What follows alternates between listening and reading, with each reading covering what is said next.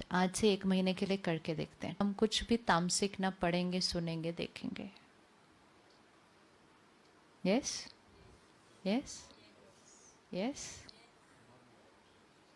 Not in the office, नहीं, पूरा दिन।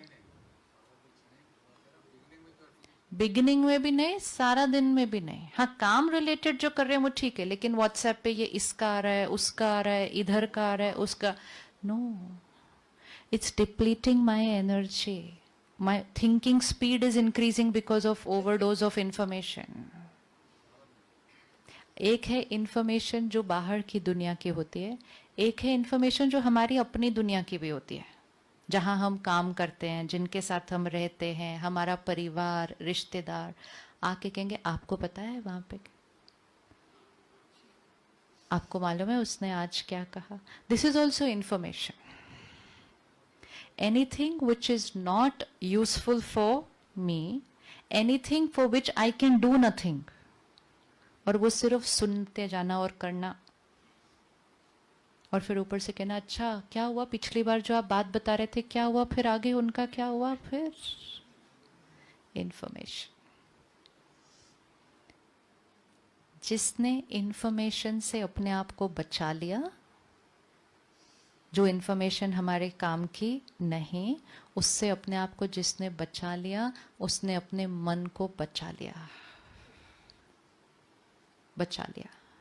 बाकी हम मेडिटेशन करते रहें आधा घंटा, लेकिन सारा दिन फिर तामसिक भोजन खा लें, it's not get me anywhere.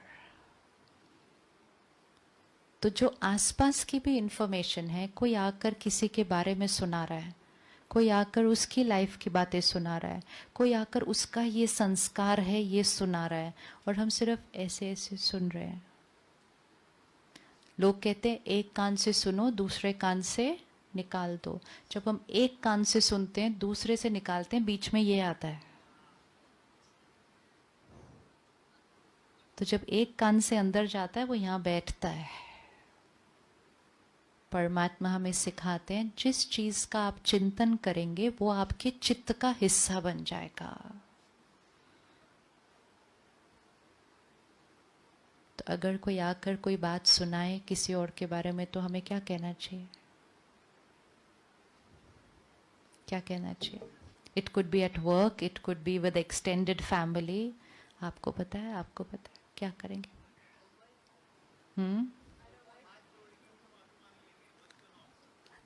हाथ जोड़ के उनसे माफी मांगेंगे, मत सुनाओ। क्या करेंगे? कोई आकर सुनाए, आपको पता है दिव्या के यहाँ क्या हुआ, क्या करेंगे आप? क्या बोलेंगे? हाँ जी, we can change the subject. वो कहेंगे 2 मिनट सुनो ना, एक बैठो बैठो 2 मिनट। Very good. इतनी विल पावर कि सॉरी हम डाइट पे। जितना स्ट्रिक्ट हम अपनी फिजिकल डाइट के लिए होते हैं, उतना ही स्ट्रिक्ट हमें अपनी इमोशनल डाइट के लिए होना है। सपोज वो आपको सुनाए आके, पता है आपके बारे में क्या बोल रहे थे? पक्का?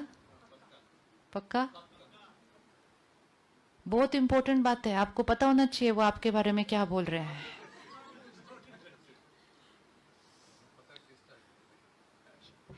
Whatever people are sharing, they are sharing their perspective. कोई एक किसी को कुछ सुनाता है, मैं उसमें अपनी भावना ऐड करती हूँ, फिर तीसरा उसमें ऐड करता है, आप तक पहुंचता है, इंफॉर्मेशन आप सुनते हैं और बैटरी ऐसे हो जाती है। और जहां हमने उनको कहना शुरू किया नहीं थैंक यू, वो कहेंगे एक मिनट, बोलो नहीं थैंक यू, कहेंगे एक मिनट, नहीं थैंक यू। कितनी बार करना पड़ेगा ये? कितनी बार करना पड़ेगा ये? 1-2 बार। उसके बाद कहेंगे बहुत बोरिंग है, इनके पास जाने का फायदा नहीं है, सुनते नहीं है कुछ भी।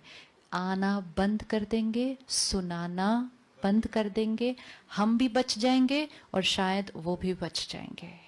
जब हम किसी को सुनाने देते हैं बार बार अपनी बात इस तरह से औरों के बारे में, दूसरे का भी वो संस्कार क्या होता जाता है।